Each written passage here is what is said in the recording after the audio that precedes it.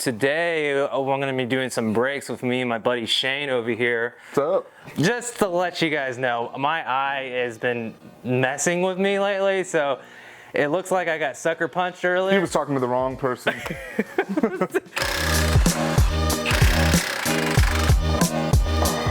Doing a 350Z.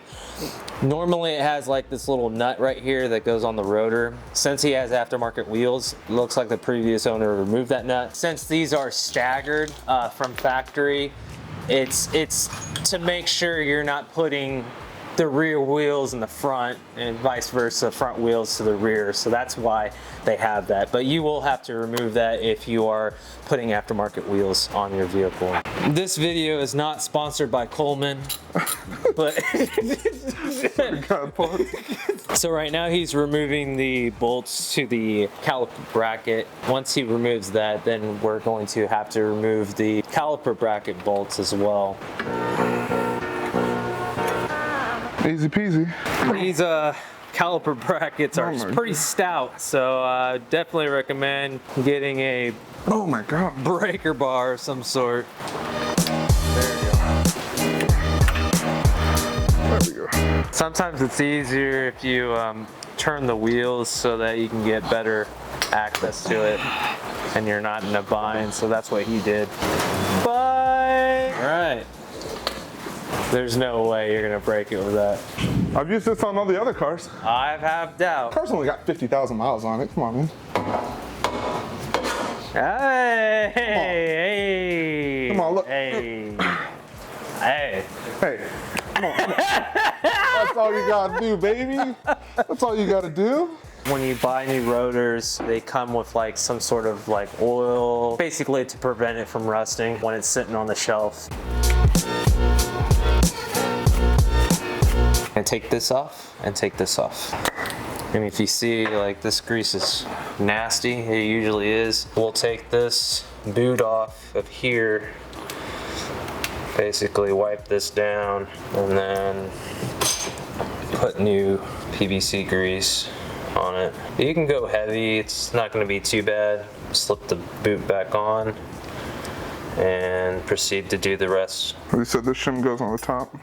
I'm pretty sure, yeah, if you, the hardware, it's either top or bottom. Easy way to tell is obviously look on the other side you didn't remove, but yeah, they go on the top. You said you've never seen these shims? No, I haven't seen those before. Interesting. Yeah, I don't know. I'm sure it's a purpose for something, but I've never seen them. I don't know. I think this is right. Oh yeah, it's hugging the front side. Okay, so need to turn it a little bit. That one's just bent a little bit, but it's fine.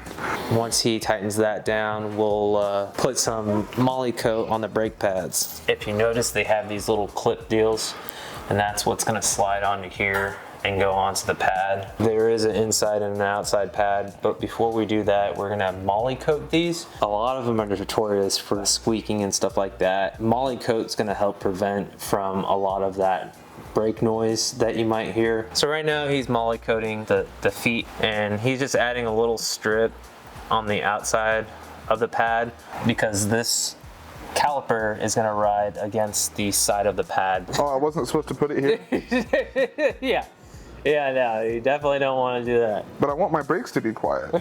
Yeah, you probably won't even have any brakes. A lot of the times you'll get something similar to Moly coat if you buy from aftermarket. They have that little packet of grease. It's the same thing. With this brakes, it has that little clip, and you can see he hooked it onto that little clip here and then slid the pad. Goes in there.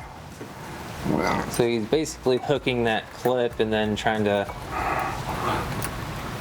seat it on there at the same time. It's collapsing the piston. Oops. I'm tempting to.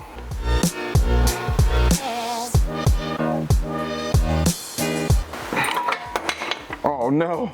Of course it has to be the pad you're struggling with. Right. Naturally.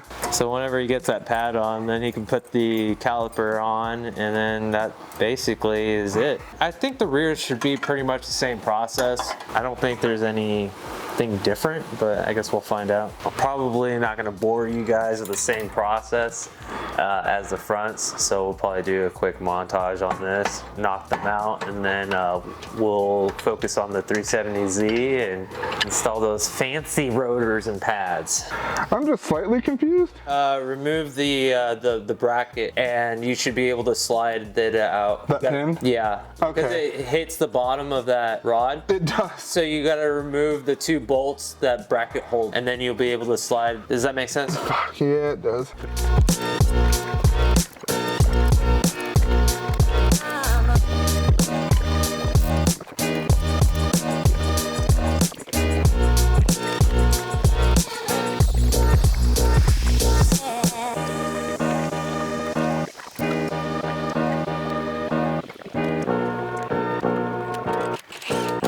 The only thing that's different from this and the front is mainly that bottom bolt. You basically got to take it out all as one piece instead of trying to remove it in separate pieces. I'm not so sure if I like that facial expression you're using.